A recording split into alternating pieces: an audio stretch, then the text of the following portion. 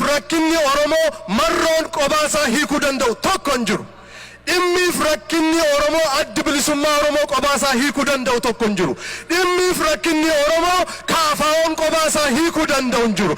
Inni karaa nagaa jedhus inni karaa qawwee jedhus walitti dhufee wal dhaga'ee sagalee walii dhaga'ee dhimma Oromoo kanarratti tokko ta'ee waliin hin deemu yoo ta'e maraamartoo taphachuu ta'a.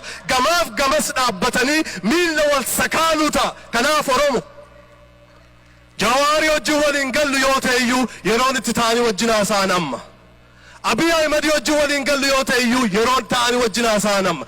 Namni hundinuu barcuma mareef barcuma haasaa barcuma walta'iinsaatti dhufuuni amma. Kanammoo ka gochuu danda'u garee qabachuu dhiifnee warroota dhimma siyaasaa Oromoo Afrikaa qaban kana harka mirciirree barcuma tokkotti yoo sabni fide duwwaadha.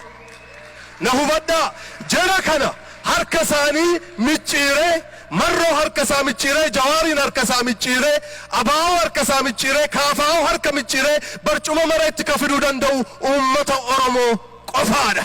Garuu ciccinnee karaa nama jala yoo yaane isa kana deggerree isa kana jibbaa isa kana ol kaafnee isa kana lafatti gad dabalaa yoo deemne maraamartoo wal sakaaluu dhimmi rakkinni Oromootu baraam hin hiikamin hafa. Utuun Jawaarii waan baay'eetu waliin galiniin har'a iddoo kana dhaabbadhee isaaf hamilee ta'aa jira. Wanti wajjin waliin galle hedduutu jira. Garuu ilma Oromoo qabsaa Oromoo saba Oromoo nama dhaabbateedha. Hamman danda'u wajjin haasee wajjin mari'adhee rakkina Oromoo hiikuudhaafi banaadha yaadi koo. Kanaaf amma eeggataa ka turtan nama baay'ee jaallattan nama baay'ee kabajjan haasaasaa eeggataa ka jirtan kitaaba Hingaabbuu kan barreesse dhugaadhaan isinitti hima hayyuun Oromoo baay'een waggaa 30-40 hojjetanii utuu kitaaba tokko nuun barreessin jireenyi isaanii lafarraa darbe.